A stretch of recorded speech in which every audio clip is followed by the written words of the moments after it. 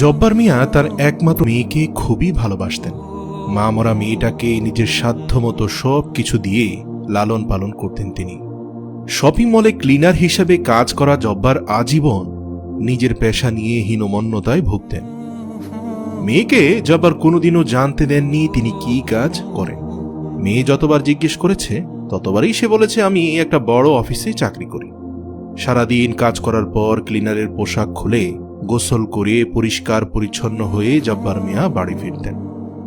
কাজের সময়ও জব্বার মিয়ার মনে তার মেয়ের চিন্তাই চলত। তাই তো সবসময় সহকর্মীদের গর্ব করে বলতেন, তোমরা আমার মেয়েটার জন্য দোয়া করবে।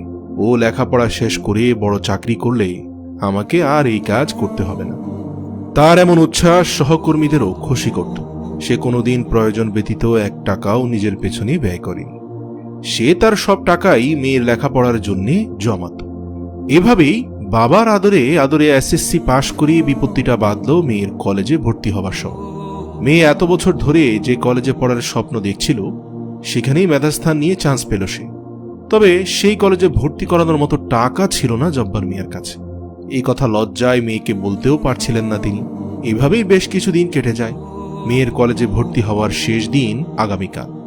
কিভাবে টাকা জোগাড় করবেন এটা ভাবতে ভাবতে সারাদিনই অন্যমনস্ক ছিলেন জব্বার মিয়া। তার ভিতরকার এই অস্থিরতা লক্ষ্য করছিলেন সহকর্মীরা। কাজ শেষে বাড়ি ফেরার আগে তার 3 সহকর্মী তাকে এসে জিজ্ঞেস করলেন, কি হয়েছে জব্বার ভাই, আপনি সারাদিন কি ভাবলেন এত একা একা, বলেন তো শুনি। সহকর্মীর এই প্রশ্ন শুনে জব্বার মিয়া কাঁদতে কাঁদতে তাদের সব খুলে বললেন। সবকিছু শুনে 3 জন নিজেদের ভেতর কি যেন একটু আলোচনা করল। তারপর সবাই নিজেদের সারাদিনের আয় বের করে জব্বার মিয়ার হাতে তুলে দিল।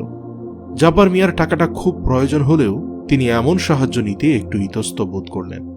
তখন 3 জনের একজন টাকাটা জব্বার মিয়ার পকেটে গুজে দিয়ে বলল, এক রাত ভাতিজির জন্য না হয় না খেয়ে থাকবো। আমাদের ভাইয়ের স্বপ্ন যদি এতে পূরণ হয় সেটাই তো আমাদের পরম পাওয়া, আপনিই টাকাটা রাখুন। এরপর জব্বার মিয়াও আর কথা বাড়ালেন না, চুপচাপ টাকা নিয়ে নিলেন।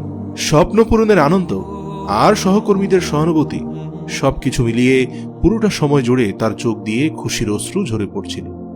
সেদিন জীবনের প্রথমবারের মতো তিনি গোসল না করে ক্লিনারের পোশাকে বাড়ি গেলেন। বাড়ি গিয়ে গর্বের সাথে সে তার মেয়েকে জানালো এত বছর যাবৎ কি কাজ করছে সে। তার ভাইয়ের ন্যায় সহকর্মীরা আজ তাকে কিভাবে সাহায্য করেছে সে গল্প জব্বার মিয়া তার মেয়েকে বললেন। সব শুনে মেয়েও চোখের পানি ধরে রাখতে পারল না। বাবা মেয়ের আলিঙ্গন আর অশ্রুর মাঝে লুকায়িত ভালোবাসার সুবাস সেদিন পুরো বাড়িতে ছড়িয়ে গিয়েছিল। পরের দিন তার মেয়েকে কলেজে ভর্তি করা হলো। কলেজেও নিজের সফলতা ধরে রেখে তার মেয়ে ঢাকা মেডিকেলে চান্স পেল। সেখান থেকে বেরিয়ে ক্লিনার জব্বার মিয়ার মেয়ে হয়ে উঠল একজন সরকারি ডাক্তার। মেয়ে ডাক্তার হবার পর আর সেই শপিং মলে কাজ করতে হয়নি জব্বার মিয়াকে। তবে তিনি এখনও নিজের মেয়ের সাথে প্রতিদিন সেখানে যান। তার মেয়ে এত ব্যস্ততার মাঝেও প্রতিদিনই বাবার পুরনো সহকর্মীদের জন্য কিছু না কিছু রান্না করে এবং নিজে দাঁড়িয়ে থেকে সেগুলো তাদের খাওয়ান। সেসব মজাদার খাবার জব্বার মিয়ার প্রাক্তন সহকর্মীরা খুব তৃপ্তি করে খায়। তাদের কেউ যদি জিজ্ঞেস করে প্রতিদিন এভাবে কাজ ফেলে রান্না করে খাওয়ানোর কি দরকার, তাহলে জব্বার মিয়ার মেয়ে হাসি মুখে উত্তর দেয়, চাচা, আপনারা আমার জন্য এক রাত না খেয়েছিলেন। আমি চাই না জীবনের একটা দিনও আপনাদের আর না খেয়ে থাকতে হোক। মেয়ের এমন কথায় সবার চোখে মুখে একটা প্রশান্তির ছাপ পরিলক্ষিত হয়।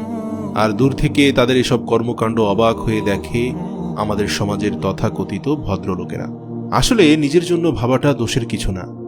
এই পৃথিবীতে আমরা সবাই কম বেশি স্বার্থপর, কিন্তু খেয়াল রাখবেন আপনার স্বার্থপরতা যেন কখনো আপনার মনুষ্যত্বকে প্রশ্নবিদ্ধ করতে না পারে।